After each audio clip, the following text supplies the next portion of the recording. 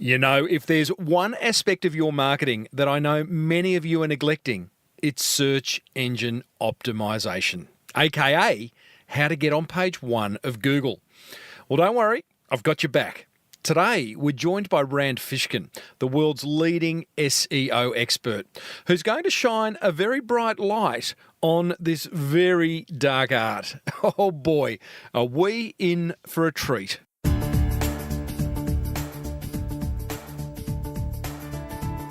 Hey, before we immerse ourselves in episode 380 of the Small Business Big Marketing Show, and I've got to tell you, it is a full immersion in this episode, the marketing gold is made possible thanks to Open Universities Australia and 52ways.biz. Now, when was the last time you learned something that could propel your beautiful business forward? Outside of listening to this show, and a big thank you for that, your answer may well be not in a very, very long time, Timbo. Well, that's cool, but maybe it's time that changed. Check out Open University's online courses over at open.edu.au. Someone's got to be the smartest in your industry. It may as well be you. And we're also made possible thanks to Dale Beaumont's 52 Ways live events that are touring Australia and New Zealand in 2018. Yep, the 2018 dates have just been released. You have no excuse to get a whole lot smarter in your business because it's one very full day of just amazing tips, tricks and insights. 52 ways actually to grow your business. And free tickets are available over at 52ways.biz. Grab one for yourself and for a couple of mates, I would suggest. Well, I said, welcome to a small business marketing show where successful small business owners share their souls to take your marketing straight to the lead. Now, here's your host, Mr. Timbo Reid. And welcome back to the Small Business Big Marketing Show. I am your host, Timbo Reid, but you, infinitely more importantly, you're a motivated business owner and you're ready to crank out some great marketing to build that beautiful business of yours into the empire it deserves to be, which is exactly why this show exists. It exists for no other reason. Well, it's an opportunity for me to rant on too, I suppose. But hey, if it's your first time around, welcome. If it's your 300th and 80th time around, then love your work. You are definitely a motivated business owner. Bit of a different show today.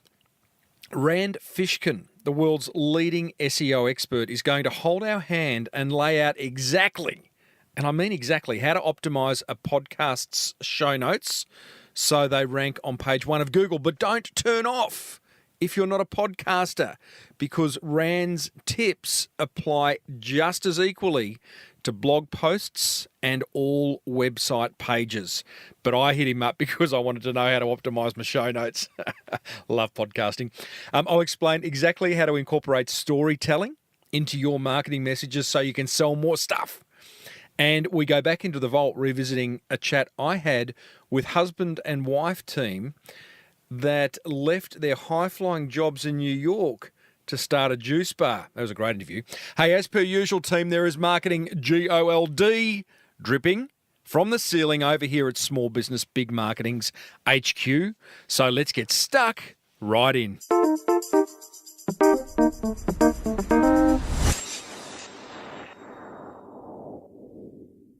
Coming up after today's interview, I am going to show you how and why to write simple stories to help you sell more. But right now, I'd suggest you grab a pen and paper and get ready for an absolute masterclass in search engine optimization for 2017 and beyond. Today we're joined by SEO doyon. There is no other word to describe this guy. Reid Fishkin from SEO software company Moz, who is, in my opinion, the world leader on this incredibly important topic that many of us choose to ignore at our peril.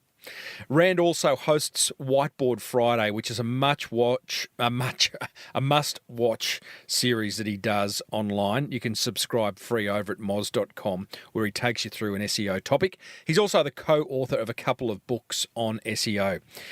Now, Reid is going to walk you and I step by step through how to create and optimize podcast show notes, blog posts, and web pages. So it relates to anything basically that you create on your website so that you have the best chance, or they have the best chance, of ranking on page 1 of Google.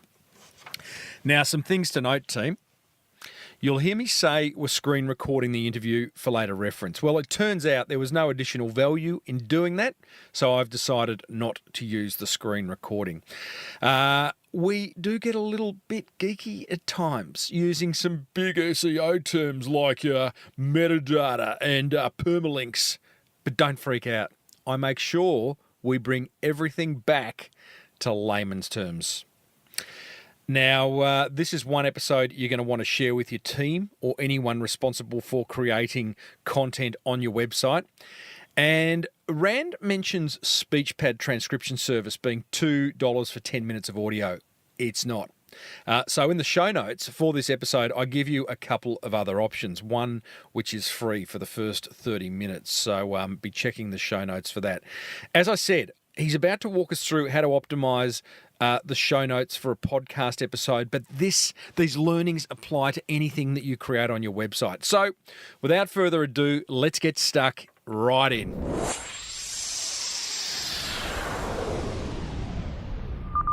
Rand Fishkin, welcome back to the Small Business Big Marketing Show. Oh, thank you for having me again, Tim. Rand, it was episode 206 in September 2015 that you were last here, and I'm guessing that a lot has changed in the world of SEO since that date. So is it reasonable for a small business owner to think that they can still get page 1 Google rankings? Absolutely. I mean, depends on the keyword, but certainly possible. Lots of small businesses are doing it every day. Is it a lot harder, or you just need to know what you're doing? It is slightly more difficult, but there's also actually more opportunity than there's ever been before. And we can talk about that, but some of the reasons why are there's actually more people searching than there ever were before, and more searches being performed by those searchers. So, today ranking number 3 or 4 might be the equivalent of ranking number 1 4 or 5 years ago. That's how much traffic is going to those, to those search results, which is pretty awesome. And then the second thing that's exciting is that there are a lot more different kinds of results in Google's first page than there have ever been. So, 5-6 years ago, you might have performed a search and you'd see 10 blue links. Today, you perform a search, you're going to see local results and maps. You might see knowledge graph results, which are those big boxes on the right-hand side with all the information. You might see something called a featured snippet, which shows like an answer and an instant link up at the very top ahead of all the rest of the organic results. And there's 30 other different kinds of results that you can show up in. So today, you might not have to do just SEO for those classic 10 blue links. There's other ways to show up. Love it. By the way, I do love those featured snippets. I think I pretty much click on that one every time. Yeah, you are not alone. Is it? Well, we're not here to talk featured snippets. We're here to talk podcast show notes. But I have to ask as we go, is there a tip to getting a featured snippet? Yeah. So those featured snippets, 2 things are important. One, you have to rank somewhere in the top 10. It certainly helps to be higher up. We see that featured snippets more often go to results number 1, 2, 3 than 7, 8, 9. But we've seen results that featured snippets that come from result 9, result number 10, just not page 2. The second thing is a lot of it is about sentence structure and formatting. So if you see, that a featured snippet is showing up and you think to yourself, you know what, I bet I could write 2 or 3 short sentences that would do an even better job of explaining, the answer and delivering that to Google searchers than what the results are already showing. Or if you think, gosh, that looks like a featured snippet that could really use a list. I'm going to make an ordered list or an unordered list. That's bullet points or numbered items to help Google, answer that query with a list. And those formats actually work really well to capture featured snippets. There's a great blog post from Dr. Pete on Moz that will walk you through it. Okay, I will link to that in the show notes. Is there something you have to tick to tell Google, hey, can you consider this for a featured snippet, or you just got to make best efforts with the information you provide them? In featured snippet cases, there's not actually specific markup, but you do need to make sure that that content that could appear in it is at the top or near the very top of your page's content. Gotcha. So it should be kind of just below the headline in your navigation. Okay. So, Rand, with that, what kind of mindset does a small business owner need to go into SEO with these days? Yeah, I think it's important to set expectations right. SEO, like content marketing, like building a community, like a lot of social media practices, is a long-term play, right? You're not going to, start your Facebook page and tomorrow have 10,000 people who read every post you put on Facebook. That will never happen, right? But you might say, hey, tomorrow maybe I'll have 5 people, and a year from now I might have 500. And maybe 4 years from now, I'll have 5,000. And that will make my business, much more successful with Facebook as a marketing channel. And SEO is the same way. The best time to start was 5 years ago. Second best time to start, today. Love it. Love it. You've always been a glass half full kind of guy. That's, I think, why we love you. Tell me, I know Google, in one of their major algorithm releases, updates a couple of years ago, talked about we want relevant, unique, helpful content produced regularly. In fact, and that's what I've been doing for many years. That's what I suggest my listeners do. Is that still the case? And if it is, or if it isn't, what's been updated around what Google are looking for? Yeah, I think there's 2 important caveats that I would add to that. The first one is the regularity or frequency of publishing is actually not that important. So, for example, if a small business came to me and said, look, Rand, Tim, you guys, I do not have the bandwidth to publish something once a week. That's just not going to be possible. I would say, hey, don't worry about it. Can you publish something 4 times a year? And maybe they'd say, yeah, I can do something every quarter, once a quarter. Great. Let's aim for that. Let's look for keywords and terms and phrases that really matter to your audience, that are going to help you accomplish your goals, and where you can put in, a significant amount of effort, but only maybe once every 3 or 4 months, and get a ton of value out of that. I know small businesses that only publish basically 1 piece of content a year. They are small publishers, but they do something remarkable. They update it every year. Their customers and the media around them, their blogosphere, look forward to that piece of content coming out from them each year. Sometimes that's an annual survey of all their customers or everyone in their field. Sometimes it's a big data collection or a release of information that they have unique access to. Sometimes it's their perspective on how the industry's changed over the last year, right? That they only produce once every January or something like that. And this can work out just fine. I think it's really about saying, hey, what can I do? What can I accomplish? What I have bandwidth for? And what can I fit into that bandwidth that's still going to get me some traffic opportunities with Google? So is that Google saying, hey, listen, stop feeling as though you have to publish, because what we've noticed is that the quality drops with that pressure. So do what you can, but when you do it, make it considered high quality, useful content. Yeah, and that goes to our second, to the second caveat that I'd have around the, that initial statement, which is Google is not just looking for unique content. They're looking for unique value from the content. So what I mean by that is, for example, I could write an entire article because I use a lot of whiteboard pens. Whiteboard Friday is obviously a big thing that I do. I could write a whole piece about my favorite whiteboard pens, right? And I could do that, whatever, updated every year or what have you. But if I were to create that and basically just have, whatever's ranking number 1 for best whiteboard markers today, but I rewrote it in my own words, that provides no unique value, right? All it is unique content. It's technically different words and phrases, right? I wrote the sentences instead of somebody else, but it isn't providing a different form of value.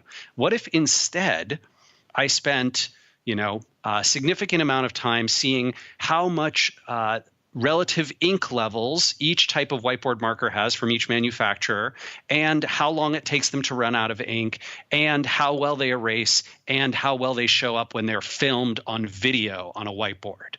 Now I've created not just unique content, but unique value. Value that says, hey, anyone who's ever filming against a whiteboard, Rand will tell you which marker to buy. And that value is far beyond just the best whiteboard pen. It's a different kind of value, a value you couldn't get from any web page until Rand put that together, right? And that unique value is something that Google's really seeking out. So if you can go look at the results for the top 10 for a keyword that you care about, and you can identify a hole, a gap, something that no one else is filling, where you can provide the value that no one else has, that is a great opportunity to get ranking in Google. Okay, so two things. Go ahead and write that blog post, because it'd be quite interesting to see how you do that. Yeah. Secondly, this goes back to the first point of small businesses can still rank well on page one on Google. Is what you're saying, though, that you, to use the tech term, we need to really use longer keywords, because the blog post you just mentioned is not just about what's the best pen for a whiteboard, it's what's the best pen for a whiteboard based on how long the ink lasts and whatever else. So are you drilling down firstly, and secondly, does that mean you're going to get less people searching for that, but the ones who are closer to doing something with that information, buying from you, contacting you, signing up? Yeah, it goes both ways, right? So if for example, you could intuit that there are features of best whiteboard pens that people determine, criteria that would say, hey, this is what best means. Best is not just one person's subjective opinion. Best is a series of 6 criteria, and I'm going to grade the pens on all of those. You can probably rank for just best whiteboard pens. Right now, you might say, you know what, that keyword is super competitive. I don't think I can really provide a lot of unique value there. I don't want to go after such a hard to target keyword. So I'm going to go best whiteboard pens for video. Right. And hey, there's only a handful of people who search for that every month. But you know what? My whiteboard pen company is pretty small. A handful of new visitors and new buyers every month would mean a lot to me. Great. Now you can target a more specific searcher intent, a more specific set of keywords, and your content will be a perfect match for those visitors. Love it. I want to get stuck into the podcast show notes as we do. Talk to me about how far is Google off from actively indexing and accurately indexing audio, Rand? Still a long ways, as best as we can tell. It is pretty... I don't even want to say half-assed. I'm not sure they're making a real attempt at this point to index podcasts and shows and show those highly in search results. The only times that you're going to see podcasts are, one, when they're extremely well linked to and very well covered, and extremely authoritative, and two, when they have superb transcripts. And you do see some podcasts do quite well, and videos actually, Whiteboard Friday being a good example, because they provide not only that multimedia format, but also a text content, accessible, readable, browsable, parsable piece of content underneath the video or next to the video or next to the audio clip that will walk you through the whole thing. And that's why you see a lot of podcasters today, putting up not just show notes, but really detailed descriptions of what's in there and, all the different sections, a lot about their guests, all those kinds of things. Okay, well, let's get stuck in. So what we're going to do now is we are going to real-time search engine optimize this actual episode that Rand and I are recording. You Love laugh. it. That's an evil laugh. Yeah, let's do it, man. So, some things to note. Correct me if I'm wrong, Rand, but the learnings that listeners are going to get here apply just as equally to any web page of their website or any blog post of their website, correct? That's right. Yeah, Okay. Absolutely. We're going to try and going to try and do a universal approach to small business SEO here. Love it. So listeners know, I use WordPress to manage my website's content, so that's what we're working in. I use a plugin called Yoast. Rand, you can challenge that as we go, but that's what allows me to put in the metadata into that page of the blog posts. I am screen recording this, so people will be able to view that later. Now let's get stuck in. Oh no, Tim, I love Yoast. I don't know if you know, but I actually gave that blog its name, that plugin and that blog. So when Yoast first introduced himself to me, this is Joost de Valk, right, from the Netherlands. Yeah. So he said, my name is Joost. It's Joost. And I said, Joost, like toast with a Y. And he said, toast with a Y. I love it. And that's when he registered YOAST.com. Well, it's one of those plugins that's been around forever and a day, and from what I can tell, it continues to do what it needs to do very well. So why change? Oh, we love it. Good, man. All right. Well, first of all, let's get stuck in. How important are show notes, and how long do they need to be? Now, before you answer that, Rand, I have a love-hate, and I think I represent many podcasters here. I have a love-hate relationship with show notes. I love recording audio. I love these conversations I have on my podcast, but when it comes time to constructing those show notes, it sometimes feels like pulling teeth. I sometimes wonder whether anyone's using them. So in your view, how important are they? They are critically important. I mean, I'm sorry to say it, Tim. Yeah, I know. It's frustrating. So here's the way I would think about it. Think about the show notes as being it is less about making detailed notations of what we talked about and more about attracting people to click that play button, right? You want to create an incentive. You want to create almost a tease, right? A mystery, like, hey, these are things you're going to find out. These are questions I bet you have. The answers are inside, right? And so you're really trying to do what advertising and conversion rate optimization always do, which is to entice people to click that play button, to take that action. And for any small business out there, anytime you're putting up multimedia content or you have something behind a registration wall, right? Here, get our latest data set, give us your email address. Man, that better be a sexy call to action, something that really gets people going, oh, man, I need that. That's exactly what I want. And that's what show notes should do. Less describe exactly, what they're going to see and more sell them on why you should click play. Love it. Already I've got a mindset shift. Is it about clicking play, do you think, on the media player within the show notes, or is it about getting them to hit subscribe on the iTunes or Stitcher or Google Play button? That is really up to you. So I think it depends on what your goals are. If your goals are, raw listeners versus you think that anyone who, clicks that play button is very likely to be a subscriber, and you've seen data in your analytics to suggest that's the case. And so maybe you want to probably push one thing above everything else. Okay. Maybe that's the play button. Maybe it's subscribe on iTunes. Maybe it's Stitcher. But whatever platform you're going after, whatever call to action you can make that is a single one, and then maybe have some, okay, you're not in iTunes or you're not an Apple user. Here's some alternates. Gotcha. Okay, love it. Mindset shift. Now, I've broken this discussion up, Rand, as you know, into on-page SEO of the show notes and off-page SEO. So we're going to talk on-page first. As I said to you in an email in the lead up to this, I don't know what I don't know.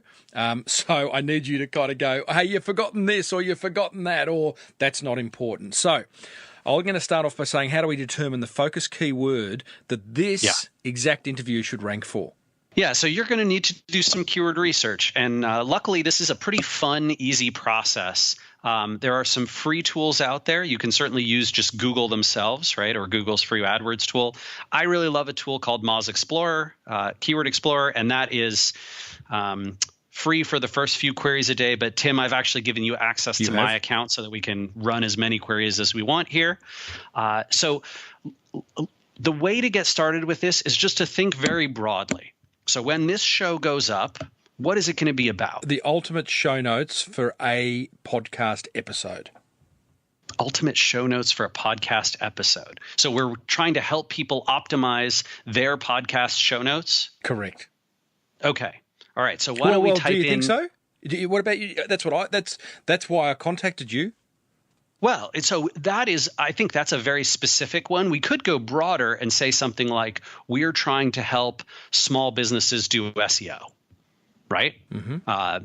We could say we're trying to help with SEO for small publishers. We could say we're trying to do SEO for podcasters, or we could go all the way down and say, hey, we're just trying to create the ultimate guide to show notes for podcasters. Mm-hmm. What do you think?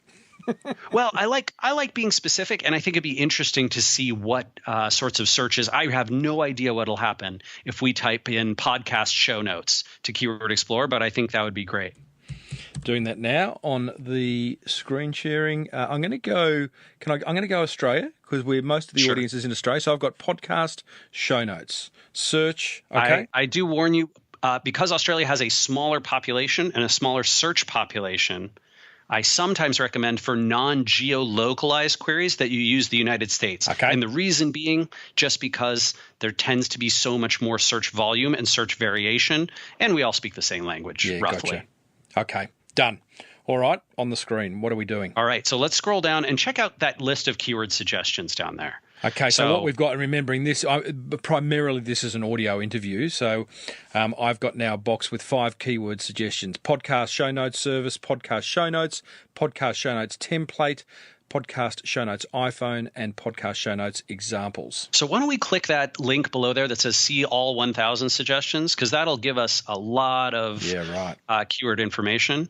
And now we can sort of see, hey, there's a few with some monthly volume. So it looks like most people, when they search for podcast show notes is actually 2 words, not 1, which is an interesting, right? And that's important as well, because we want to structure our content in the way people search for it. Mm-hmm. So podcast space show space notes will probably do better for us as a focus keyword than podcast show notes, all one word.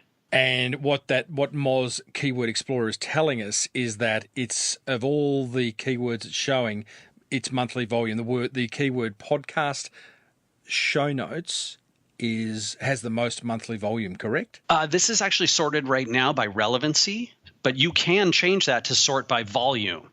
So if you click that top column, you can sort by volume, but you'll probably get some, very far afield keywords like podcast, right? If you want, we can scroll up to the top and see where it says include a mix of sources. So underneath podcast show notes, it says, there you go. Okay. So why don't you choose something that's sort of closely related? There's some options in there like only include keywords with all the query terms. Okay. Podcast show notes. And in this case, we probably want to break up to put that space in. Yeah, right. Because it's being very literal. Okay. So you can do that in the search bar up top. Yep. Done. Okay. All right, so we're doing a search for podcast show notes in the United States. Only include keywords with all of the query terms. Right, and this is the most complicated part, right? So there you go. Now you've got a list. So show notes service. Not a ton of search volume around this term, but there you go. I think we should make podcast show notes the central keyword. Great. Okay, done. We love that. So, I would. I mean, and the fact that there isn't huge search volume. I mean, how much search volume is there? Is that 11 to 50? Literally 11 to 50 searches per month? Yeah, per month. And that has. So it's pretty accurate. 95% of all keyword volumes that we've tested fall into the range that are reported here. Right. So, do you think that's, despite the small volume, do you think that's what we should go with? Well, I mean. If you were able to rank number 1, and let's be optimistic. Let's say there's 50 people searching for this every month. Yep. And we think it's rising, right? Because more people are doing podcasts and more people are creating show notes. Mm-hmm. I would say that 50 people searching and potentially 25 to 30 of them clicking on our link every month, that would be pretty worthwhile. I mean, that starts to add up. Happy with that. Yeah. Okay. So we've got our keyword. And why is that so important, Rand? If you don't know which keyword or keywords you're targeting with a blog post or with any type of piece of content, it's very, very difficult to optimize for it. You don't really know what does the searcher want from this, right? And what information do I need to provide? You don't know what keywords to include in your title, your headline, your meta description, these important places to place keywords. Gotcha. You don't really even know what other words and phrases should I be including, and how should I be helping this person? Because I feel like you can't get inside a searcher's head until you know what they typed in. Okay, gotcha. All right, let's move on. We've got a lot of ground to cover here because there's so many component parts to optimizing a page on a website, and hence I think that's why a lot of small business owners either don't do it or don't know how to do it. What's the headline for this episode then, now that we know what the keyword is? Well, we want to write something that is going to be sexy enough that people want to click it. It's enticing, but it includes these 3 words: podcast, show, notes, and preferably all together, preferably somewhat close to the start of that headline. So, for example, we could say the ultimate guide to podcast show notes. Like that. We could also alter that if we thought, hey, this is going to be less of a big guide and more of a specific, we're going to try and give you the quick and dirty version. We could say how to optimize your podcast show notes to get more traffic. Oh, yeah. Right? Yeah. So, there's options around that. We could even have something like podcast show notes, what to do to have SEO success. There's a lot of options available. We could test different things. It's really up to us and what we think is going to resonate with searchers and visitors, as well as how we want to angle our content. Okay. What would you do? I'm going to have to keep asking you that. Sure. So for me, I feel like we are not necessarily doing the ultimate guide. I think we're more doing a little bit of a how-to. So I think how to make podcast show notes successful, or how to make your podcast show notes 10 times better. Maybe that one. Like that. Okay. Right. I'm moving on to content now. All right. So the guts of the show notes, if you like. Now, the overall question is what to include. Right now, for an episode of the Small Business Big Marketing Show, I have a lengthy guest bio. I talk about what topics are covered in bullet point form. I share the top 3 learnings from my interview. I link to any resources that are mentioned during the discussion, and I have some sponsor links.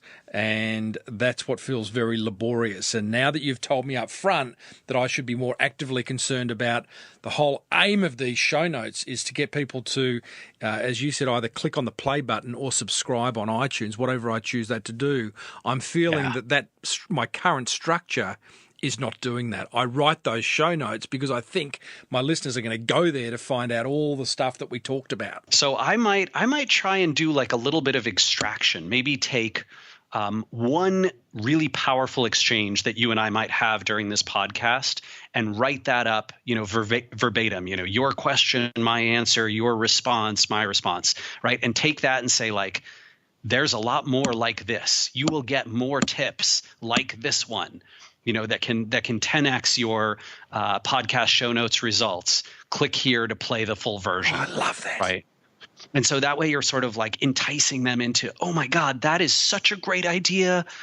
Look at what Rand and Tim were talking about. I got to hear the rest of this. And then you could go into, right, then you could have, here's what else you'll learn. And now here's a little bit more about who Rand is and who Tim is. And now here's, the rest of the notes. So what you're saying, to be clear, is first and foremost, identify what I consider to be the most powerful part of our interview. And are you suggesting have a transcript of that and an audio clip? Yeah, and Tim, I'd also display that visually. So I would take, perhaps icons of us, right, our avatars, put those next to the quotes, and I'd have that section, right, that exchange between us below 2 other elements. First, at the very top of the page, the headline. Second, a brief description, maybe 2 to 3 sentences that could potentially be a featured snippet for Google, right? When someone searches for how do I make better podcast show notes, and you have this podcast will walk you through how to create better podcast show notes, including X, Y, and Z. Check out this whatever it is, 45-minute interview with SEO Rand Fishkin, right? That kind of thing. And then I'd have that call out, right? And the visuals there. And then I'd go into the rest of the show notes. And how long are we talking? Because what am I identifying, a 10-minute exchange or literally a 30-second exchange? Because the transcription... I'd go for more like 30 seconds, right? You really want that teaser. Yeah, gotcha. Okay. So then below that, I'm still doing the bio, the links to resources mentioned, my top 3 learnings, or not so much. Yeah, I like the top 3 learnings a lot. I might even put those directly below the play button, so that someone could sort of have that idea of like, oh yes, I'm going to learn those 3 things. That sounds great. I think that works great. I think the bios can be pretty standard, and those are copy and paste. That should be pretty simple. And then if you do a full transcript, I think that's a fine thing to include. You can use a service. We use a service here called speechpad.com, and I like them a lot. They're very inexpensive. I think it's $2 per 10-minute episode of Whiteboard Friday, and they do a really nice job. Wow, that is inexpensive. I'm going to hold your thought on transcript, because do, because I just want to finish this discussion around the overall content. So I'm clear now. Is there any other content that you would include besides what we've already mentioned? Or that's enough? I actually like your idea of links to external resources. Google looks at and appreciates when there's citations and sources. And so external links are well correlated. And I don't think just correlated. I think there's some causality there where Google looks at pages that link out to other pages and rewards them. It's always a fear I have. I know I like to interlink between pages of my website, so internally link. Tell me if I'm wrong, but what I'm thinking there is, hey, at least I'm holding them within my website. Right. I do link externally, but I give it good consideration because I see them as doors out. I see every link to another website as a door out of mine, and then I've lost people. Am I wrong? So here's the way I would think about it, just philosophically. If you and I have a conversation and I, for example, tell you about a great service like SpeechPad, I think that actually earns your trust in me better than if I say, yeah, my brother works on this, or yeah, Moz actually offers a service. I think when you recommend a third party, whether it's, as a source or a resource, a citation, a recommendation, I think that actually builds trust in you as the place to go.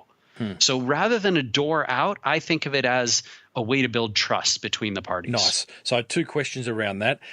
Should every link open in a new tab? I like opening them in new tabs generally. Me too. I think that's not a bad idea. Great. And the anchor text. So the words that you use to link, how important is that anchor text? It's very important when people link to you. It's somewhat less important when you link out to other people, but critical piece, make it obvious. So make it obvious. Any visitor should be able to look at a link and say, aha, I know exactly what I'm going to get when I click there. Gotcha. Hey, Rand, I'm loving this. Getting quite excited. I'm getting excited about writing show notes again after 378 episodes. I mean, what's going to be super cool, Tim, is when you publish one of these, and I don't know if it'll be the first one you publish, right, in this format, but when you get this idea and you start practicing a little, and then you find yourself ranking on page 1, and then you find yourself ranking number 1, and then you find all these new subscribers coming because they searched for something and they found you, that is such a fun experience. I love SEO for that reason. Yeah, no doubt. Tell me, okay, so we've covered links there. I know the content. Get back to content. I used to include tweetables, which I thought was very cool and sexy, but I didn't see that many people tweeting. And what that meant was I'd extract a quote from the episode, 140 characters or less, put it in a cute little box. If someone came to the show notes and clicked on it, it automatically tweeted it out through their account. Is that just too cool for school? Not entirely, but I like a format slightly different. So what I like to encourage is, rather than making people, sort of compose the tweet and send it out, I love crafting that tweet yourself, right? Sending it from your Twitter account and embedding your own tweet that promotes it. The reason I love that, two things. One, it can get you more followers on Twitter because people will, retweet you and they'll see your Twitter account. And so they're more likely to follow you if they do use Twitter.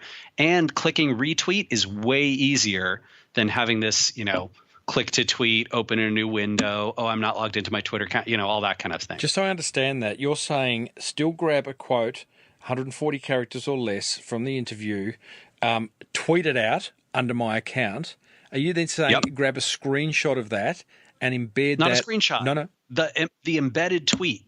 So you can embed a tweet on a web page. You can embed your own tweet on your web page. And then if people click your profile, they can follow you and they can easily retweet with one click on the page. Is there a plugin for that? I'm just trying to understand how I embed a tweet. Twitter does it themselves. So any tweet you click on, there's a little option to embed it.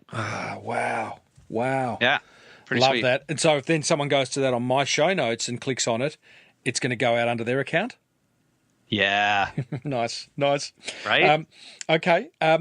Keyword density within the whole context of these show notes, this concept of how many times does the keyword have to appear? Is there a rule? Nope. You don't have to worry about that anymore. That is some old school SEO that is no longer applicable. So long as you make sure that your content solves the searcher's problem and uses words and phrases intelligently, you do not need to worry about keyword repetition some certain number of times or what percent of the text is some other keyword. You can write creatively and freely. So how does that's a relief, but Yeah. I'm now getting a bit anxious and going, but how does Google know that if I don't put podcast show notes, which is my keyword for this episode, in more times than everyone else? Yeah. Well, so think about it this way. What kind of search engine would Google be if one of their primary components was how many times did an article repeat a keyword? They would rank the spammiest, scuzziest, most useless crap at the top all the time, right? And sometimes they used to, right? The early 2000s, you got a lot of that. Thankfully, Google's engineers are some of the smartest in the world. They have natural language processing capabilities that are vastly beyond what virtually any other company on the planet has. They have machine learning systems to be able to determine whether searchers found content useful or not. They know whether certain words and phrases are correlated with content being relevant to a subject or not. They can look at sentence structure and phrasing and paragraphs. Trust me, these guys, they have spent decades perfecting this, and they're really good at it at this point. Talk to me about best use of headings. I know in my in WordPress, I have the option to choose headings 1 through to 6. It's a drop-down menu. I highlight some text, and I can make it a heading 1 through to 6. What do I do with that? Yeah, so for the headline of the piece, the title, which appears also in the web page title and shows up in Google as the title of the page, you should make that the headline or H1, and there should only be one of those. That's the one that goes at the very top. For the other pieces, for sub-headlines, I generally say, if you have a very complex piece of content, maybe you're going to use H2s and H3s, or headline 2 and headline 3. Headline 2 is slightly bigger. Headline 3 is even is slightly smaller. I would rarely ever use anything other than those two. And a lot of times you probably won't even need headline 3. Is this headline thing telling Google something, saying, hey, this is more important than the... It's a little less for Google. It does give them a slight bit of contextual information about, like, here's the subsections of the piece of content, but it's mostly for visitors, right? It's to help separate out, just like when you're reading a book and there's, a new paragraph or a new chapter or a new section of a chapter, right? And it's helpful to segment those. It's really about visitor user experience. Rand, let's move on to, and by the way, guys, I'm talking to Rand Fishkin, who is the founder of moz.com, which is, I would argue, the world's leading source of SEO information. He does an amazing thing on Fridays called Whiteboard Fridays. I'd sign up to that. Rand, I found you 2.5 years ago when I searched for world's best SEO expert, and you were number 3 behind Matt Cutts at the time, who was the head of Google. So, we put him aside, and then there was some other random who I think might have spammed his way there. Delightful. Yeah. Okay. So let's talk metadata. Could you please, for the great unwashed amongst us, what is metadata and how important is it? So metadata is basically information about the content itself, and the title tag, which is what shows up in Google as the page title and what shows up at the browser, that is technically metadata. It's a very important piece of metadata. In fact, probably the most important thing in SEO for on page. Wow. But it is metadata. The meta description, that's another piece. That's what shows up in the search results under your title and sort of says what the content is about. That's another important piece. You don't need keyword stuff, but you do want to write something juicy, right? Something that's going to get people to click. Think of it as ad copy. You're trying to draw the click. Okay, so let's be clear here. So, and is the third part of metadata the permalink? Yeah, the URL itself. Technically, the URL is its own thing. It's not metadata, but you can think of it that way. All right. Well, let's just tick that one off. So I'm guessing the permalink for this show is smallbusinessbigmarketing.com/podcast-show-notes. Correct? Yeah, we could use that, or we could use the full headline that we're doing, right? So we could use, how-to-make your, podcast show notes 10 times better, right? And both of those would be fine. Is there a better one? Headline or keyword? To a certain extent, I like using the full headline, especially when the URL itself is fairly short. When the headline is much longer, when it's a full sentence in length, and it would wrap around and it would get cut off in the search results, then I like cutting it down a little bit. But I think in this case, I might go for the full thing. Okay. So now we're going to move on to page title. Now, I think we get 60 characters. That's what Google allow us before they cut us off, correct? It's actually a little variable right now. So it's less about the raw number of characters and more about the width of the characters. So they use pixel width, meaning that, for example, an I, which is a very thin character, will not cost you very much, but an M, which is a much wider character, will cost you more. You don't need to worry about that. You're generally right. You stay under 65 characters, you're going to be fine. Going to be fine. Okay. So page title, just so we know, is in the Google search results. This is the blue sentence, the blue copy that sits right above it. And I think the important part of this, Rand, and correct me if I'm wrong, but getting your page title and your meta description copyright, as you say, this is like writing an ad. And the better you do it, the more likely you are to have someone click on it. Absolutely. Okay. That's right. The title and the meta description are the two big elements, along with the URL, that are going to drive people to click or not click. Okay. What's the page title for this episode? It should be our headline. Aha. As well the as headline and the title should match. And the reason that's so important is because if someone clicks on a title and they get to a page that doesn't have those words in the headline, they are often going to click that back button. Okay, that is really bad. I'm having because that's bounce rate. You got a high bounce rate. Right. Page not relevant. Don't like it. Back to the search. Google go, well, that's websites. Okay, I'm having conniptions because up until now I've had headlines that are longer than 60 characters and that haven't necessarily they haven't mirrored the page title. So what you're saying is the headline now for show notes or a blog post or anything needs to be 60 characters or less? Not necessarily, but the first part of it definitely should. So, for example, if you wanted to make the title of this piece, how to make your podcast show notes 10 times better and 15 unusual tips from SEO guru Rand Fishkin, right? Like you could do something like that. I actually hate the word guru, but come on, mate. I'll use it if you don't. But regardless of that, you could cut off the headline at 10 times better. And that would be the part that appears in the search results, but you still have this longer headline. So the way to think about a headline is just make it flow such that, the first 60, 65 characters can get cut right there and still make sense to a potential searcher. Okay. Got it. Wow. This is good stuff. Okay, so now we're on to the meta description. And by the way, if the page title's mirroring certainly in the first 60 characters the headline, then we've got the keyword in there. So tick meta description, as I understand it, which is the generally two lines of copy in grey that appear under the permalink in Google search results.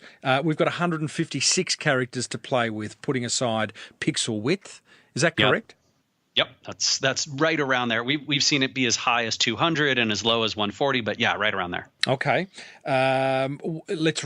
What is the meta description for these show notes? Let's see. If we were to come up with something on demand, I would say unfair, I know, but we can. Yeah, we would probably play around with it, right? We'd try and optimize it, but I might say something like. Podcast show notes are one of the most critical pieces to earning, traffic and subscribers. Learn how to make yours the best they can be, right? Something like that. Okay. So what you've got there, you've got keyword up front. You're not stuffing it, but again, someone somewhere search in for there, that. right? Okay. Yep. And Google will take that keyword and make it bold in the results, which is another nice thing. Oh, that's cool. That's cool. So in writing that copy, you're describing what the page is about and also putting a call to action in there? Yeah, exactly. So you're trying to draw the click in addition to describing the content. Okay. Draw, click, describe content. Okay, got it. That's something we need to play with. And, for the sake of this interview, we're not going to go back and forth trying to. Yeah, that's right. Tell me, one thing I've been doing of recent times, I've noticed other kind of digital marketing sort of specialists doing this, is in the page title, they'll put what is that? It's not a forward slash. What's the little? It's the vertical line that sits above a forward. Yeah, the pipe. The pipe. It's just a straight right, vertical line. So they do their page title, then they do that space, straight vertical line, space, and then they put their business name, or like for me, I can't put small business, big marketing. It's too long, but I've been doing SBBM. And I think that works great. Is it something around authority? It's like, is it just this kind of weird perception of, it's... Right. So that is really about drawing the click, right? So if I put something from Moz, I want to have Moz in the title so that someone knows, oh, yeah, that's from Moz. I like those guys. I know them. Even if it's the first time, I want them to say, Moz, I haven't heard of them. Then come to my website, then have a good experience, and then think to themselves, you know what? When I'm searching for SEO information in the future, I'm going to look for Moz. Yeah. So you do that more. Moz, strong brand in the world of SEO, so you'd be mad not to. SBBM, it's an acronym. It's the acronym for the title so of my show. You could consider using Tim Reid. Very short name, brandable, memorable. It's you. I don't know if you want to associate the business brand with your personal brand, but if you do, that would be something I'd consider. Yeah, right. So now we're starting to use up a few characters, right? Sure, absolutely. Yeah. And you have to balance this stuff out. So we might make our headline a little shorter, we might make the title a little shorter, or to compensate. But yeah, this is an art and a science. Just like headline writing in the newspaper, right? They give you a certain amount of column inches. They tell the journalist, this is how much room you got, that kind of thing. Do I need to make a decision around that and stick with it, Rand, or do that little thing at the end with the pipe and Tim Reid or Timbo or SBBM when I can fit it? Yeah, you can absolutely do it sometimes and not others. That works great. Okay. Yeah. All right. No need to be consistent 100% of the time. Love it. Let's talk. I think we're done on metadata, correct? That's right. Yeah. Okay. Let's talk. Technically there's a meta robots tag, but I would urge you not to do anything in there.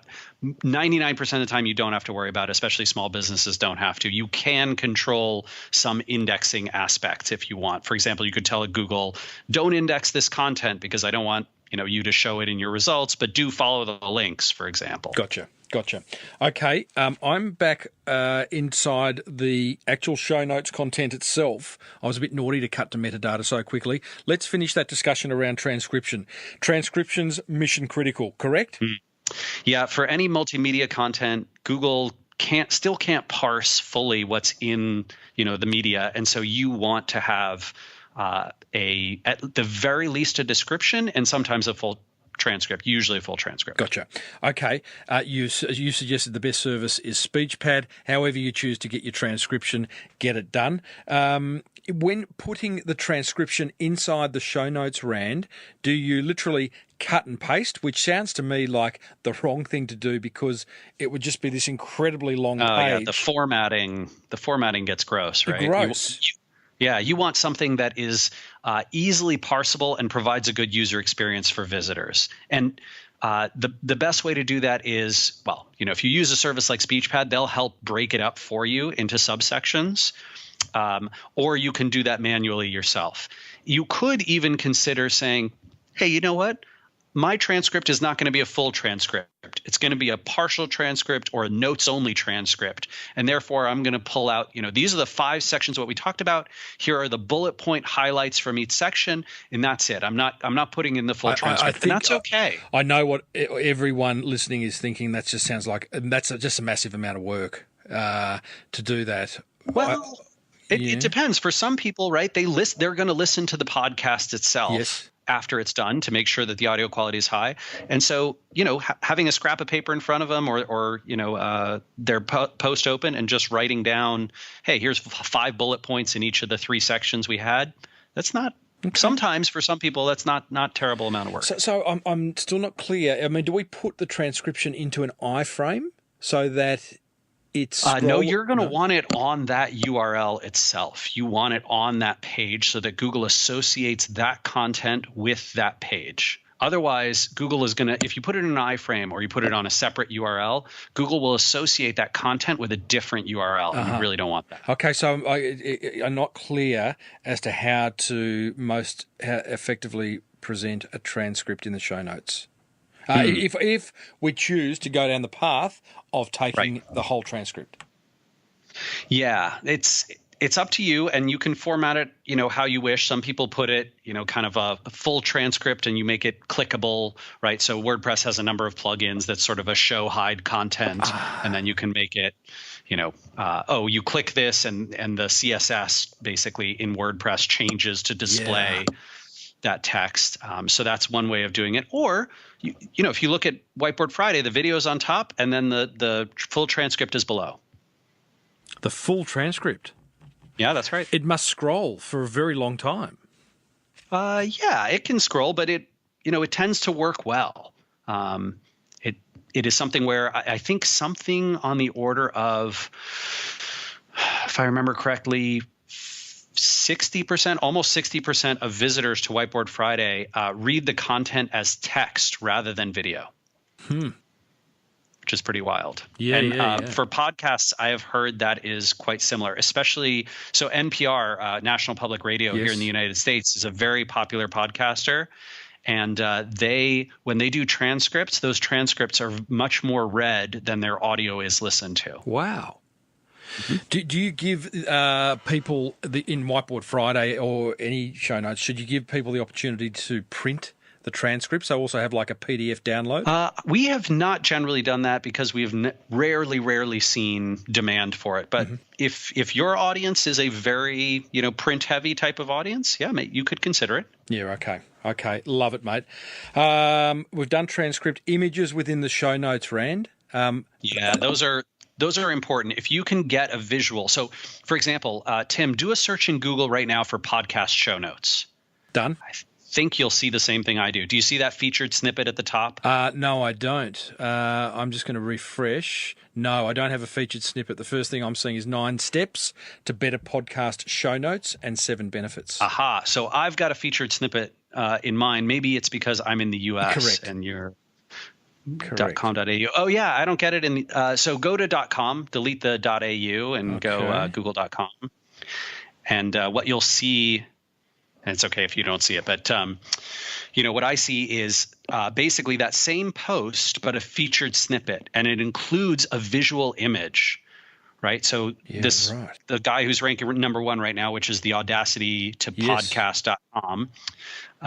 It's an old post. It's from 2011. Really so I think we could beat that guy out. But do you see how he's got that visual up in the top right-hand corner there? Yeah, this is why images are so critical because they can be in the featured snippet. And they're even more popular on mobile. And as you know, mobile now has more than 50% of all Google searches. So getting that visual to be something that's relevant, that is going to entice the click. Think of it as part of the, sort of snippet, part of the thing that's drawing the click. Okay, so embed images in the show notes. If you have more than one, I mean, we're just leaving it to Google to decide which one to grab. Right. You really want to feature. You really want to choose one that you think is kind of the most important, most featured one, and you probably want to give that one a name in the alt attribute and in the image file name that is the keywords. Gotcha. So, for example, you would want to say, better podcast show notes, and have a visual, maybe a screenshot of something we did, or an example of a great show notes with call outs or whatever it was. Right. It could even be just photos of you and me chatting. But yeah, gotcha. Tell me, just to this, we've done a search for podcast show notes in Google. The fellow who's got the number one position, it's from 2011, September 2011, three search results down. There is a search from March 2017. Maybe why is something so old getting top position? I mean, I think in this case, it's because the content does such a great job of answering the searcher's query, and also because this is a pretty well linked to website. Yeah, it is. And a well linked to individual URL. So lots of people have linked to audacity-to-podcast.com. Yep. And lots of people have linked to this particular post over the years. One of the nice things is when you earn that top ranking result, a lot of people will find you in Google and end up linking to you, which is sort of that it's the late stage capitalism thing. The rich get richer, right? And the people who are on page 2 get nothing. And so this is something where if you start doing SEO, 5 years from now, you can have big advantages over people who didn't start. Yeah, gotcha. Okay, that's images. That's the only way to optimize an image, right? We fill out the alt text information and have used the keyword. Right. So the image file name and the alt attribute are the critical pieces. And please do be careful not to game or manipulate the alt attribute. Google does validate and check those every so often. And they've got some pretty good visual learning devices to see if you're manipulating that.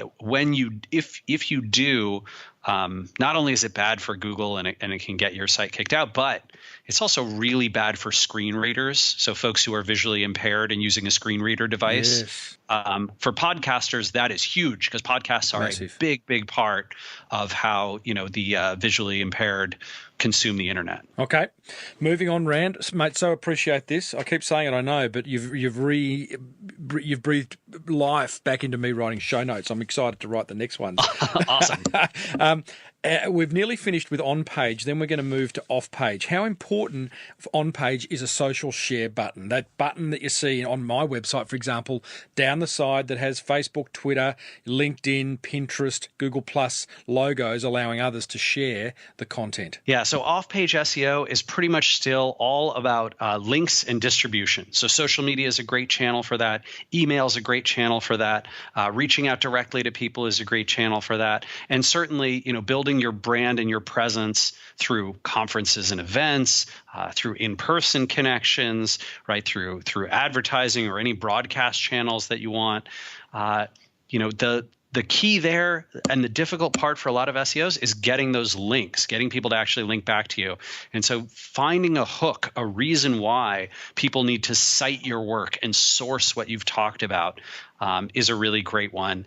And I think that, the most successful podcasters tend to publish stuff that earns those direct links that people want to include in whatever their weekly roundups and their citations and their sources when they're talking about what happened. Brilliant. So that's a whole. We've had this discussion on this show previously about partnerships, identifying people who have the eyes and ears of our target audience that we also want to get in front of. Strike a partnership deal where they share your stuff, you share their stuff, and it's a match made in heaven. And so what you're also saying there is the backlink, the external backlink on someone else's site is also very important, right? Huge part of SEO. And try and control the anchor text on that backlink. So when I ask you, Rand, to share this episode, I hand you the link and ask you to make sure that, hey, it's that the anchor text would be, ultimate podcast show notes or something to that effect, right? Yeah, the headline is a big part of that, right? So by calling your piece something, a lot of other people will call it that too, and that's how you'll get that anchor text.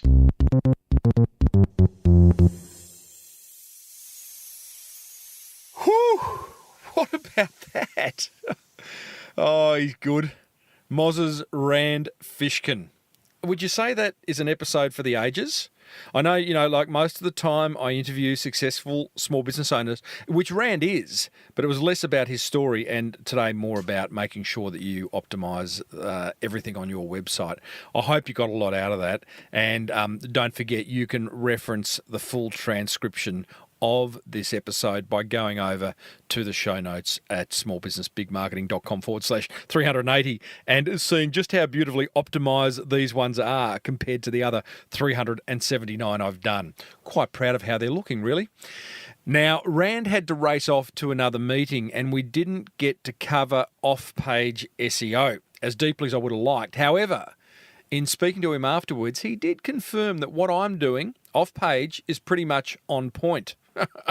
Quite chuffed, really. So in next week's episode, along with another great interview, I am going to detail exactly what I do to drive traffic to this show, okay, all my off-page tactics. Coming up, I am going to share my top 3 attention grabbers from that fireside chat with Rand. Plus, I'm going to share why and how to use storytelling to sell more stuff. The Small Business Big Marketing Show is made possible thanks to Open Universities Australia. As business owners, we're more likely to work in our business than on it. Who's guilty of that? Come on, hands up, hands up. I certainly am. We get so caught up in the busyness of business, but it doesn't have to be that way. You see, you can study a postgraduate single unit online through Open Universities Australia. You could sharpen your accounting skills, deep dive into economics. You could even improve your marketing if you can't find a decent podcast on the topic. And trust me, I've tried. Seriously though, having interviewed hundreds of successful business owners, one thing many have in common is they never, ever stop learning. So be one of them and sharpen your skills by checking out the single modules on offer at Open Universities Australia over at www.open.edu.au.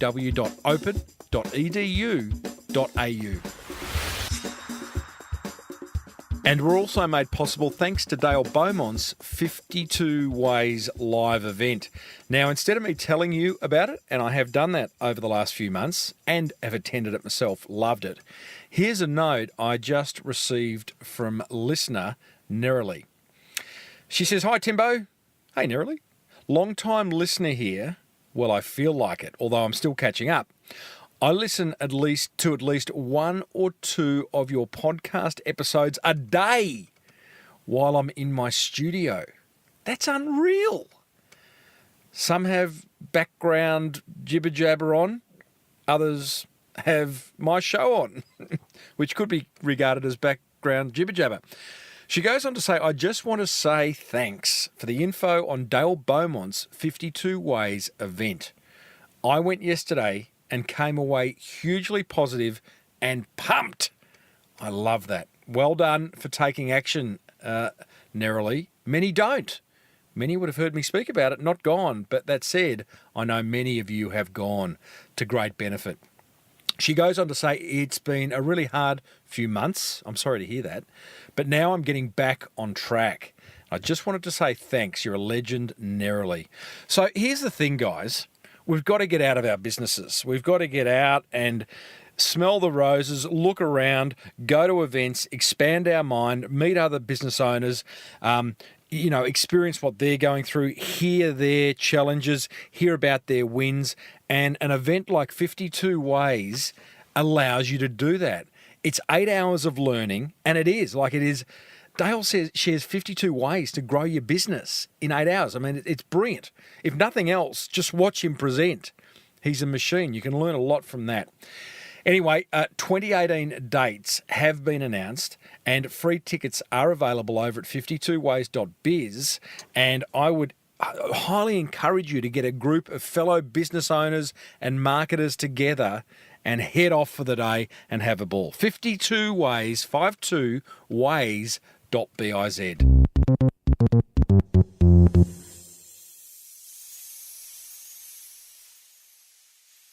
All right, my top three attention grabbers from that chat with SEO legend Rand Fishkin of Moz, thanks to 52ways.biz and Open Universities Australia. Attention grabber number one. Getting on page one of Google is not magic, and any business can do it. I think this is such a relief to hear from the horse's mouth, so to speak. As Rand says, SEO, it's an art and a science. Yes, there is some work to be done. Yes, it does get detailed, and yes, it gets a little geeky. But why go to the trouble of creating a website full of helpful content, whether that be a podcast or blog post or whatever, if you don't optimize it for Google? So my advice is to understand, then outsource this all-important component. Attention grabber number two, the embedded tweet. I love that. What a great idea. You have to do this retrospectively once you put your show notes live, but that's cool. And I've done that. So again, you can go and check the show notes for this episode and you'll see my embedded tweet. I love that idea. Attention grabber number three, links to external resources. When you recommend a great third-party service, it builds trust in you as the place to go. So such links aren't doors out of your website, as once thought. Just be sure to have the links open in a new tab so people aren't leaving your website. I like that tip. Now, there are three things that grabbed my attention from that chat with Rand. There were plenty more, but it's been quite a long episode already. I would love to hear what grabbed your attention. Head over to the show notes. They're looking good. smallbusinessbigmarketing.com/380 and leave a comment. Let me know what grabbed your attention. What have you got to lose? It's time for one simple yet effective marketing idea that you can implement immediately. One that's not going to cost a fortune and that might just generate you more awareness, more inquiry, and ultimately more sales. I call today's idea the Tell Your Story, Sell More Products methodology. Whether it be fact or fiction, everybody loves a good story. As a business owner, it's important you take the time to develop interesting stories to share with customers and prospects to get them emotionally engaged in what you have to offer and view you differently from your competition. Here's an example of a simple fictional story about a farmer's shirt from an old J. Peterman Company clothing catalogue. And I quote, "When a man puts on this authentic French farmer's shirt, he may very well find that his hands look bigger. Is that woman over there giving him the eye and nodding toward the haystack? Yes, and he knows exactly what to do." End quote. Telling your brand story is also a great way to build trust and remind people that at the end of the day, your business is managed and run by real humans. So here's my 3 steps to telling your story and selling more products methodology. Step 1, spend a lazy afternoon with a cheeky glass of red identifying all the parts of your business for which you could tell a story. This could include your product range, your approach to customer service, your why you exist story, and stories about your team members, just to name a few. Step 2, start writing a story about just one of those aspects of your business. It doesn't need to be long or hilariously funny, just something that engages the reader enough for them to want more. And if writing isn't your thing, then consider telling these stories on video or audio. Step 3, publish each story in the appropriate places. On your website, in your brochures, counter cards, point of sale, incorporate them in your new business slide deck, wherever they will get seen and are most relevant. And here's the pro tip. Done well, storytelling is a game changer. So consider employing a copywriter to help extract these stories from the depths of your mind and wordsmith them so that they pop off the page or screen. That's my 3 steps to telling your story and selling more products methodology. Head over to smallbusinessbigmarketing.com/380, where you'll find some additional resources, including some business storytelling examples and a link to a couple of great books on this subject, including my very own book, The Boomerang Effect. So, what have you got to lose?